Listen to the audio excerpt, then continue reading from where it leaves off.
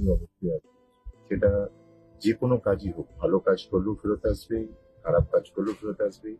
আমার যেটা আজকে ইনসিডেন্টটা হচ্ছে যে আজ থেকে 4 বছর আগে সেই সময় আমি বেশ কিছু এনজিও কে যারা ব্লাড ডোনেশন ক্যাম্প এসব অ্যারেঞ্জ করে তাদের কিছু ফান্ডিং করতাম, এখনো করি।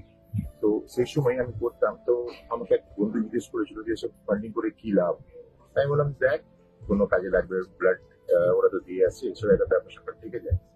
তো যাই হোক, 4 বছর আগে যখন আমার মা হঠাৎ করে অসুস্থ হয়ে পড়লেন ডায়ালিসিসের জন্য, তো মালদাতে আমি সে সময় গেছিলাম, সে সময় করোনার পিরিয়ড ছিল।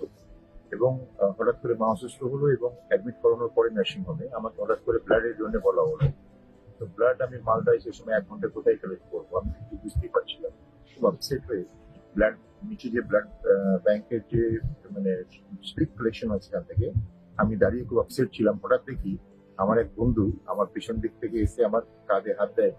বলে দেখি তার নাম হচ্ছে ইফতিকার, আমার চাইল্ডহুড ফ্রেন্ড, আমরা একসঙ্গে পড়াশোনা করেছিলাম। সে আমায় জিজ্ঞেস করে তুই এখানে কি করছিস। তো আমার একটা কথা মনে পড়লো যে যদি কোনোদিন কোনো ভালো কাজ করে থাকে তাহলে তার রিটার্ন তো অবশ্যই পাবেন। দেখুন আজকে ওই ছেলেটি আমার পাশে এসে দাঁড়িয়ে আমাকে নিজেই জিজ্ঞেস করছে যে তুই এখানে কি করছিস। তারপরে যখন আমি ওকে বললাম যে আমার ব্লাডের খুব প্রয়োজন আছে, তো জিজ্ঞেস করলো ব্লাডের গ্রুপ কি। আমি বললাম যে ও পজিটিভ, এবং ও সঙ্গে সঙ্গে বললো যে আমারও তো ও পজিটিভ আছে, চল আমি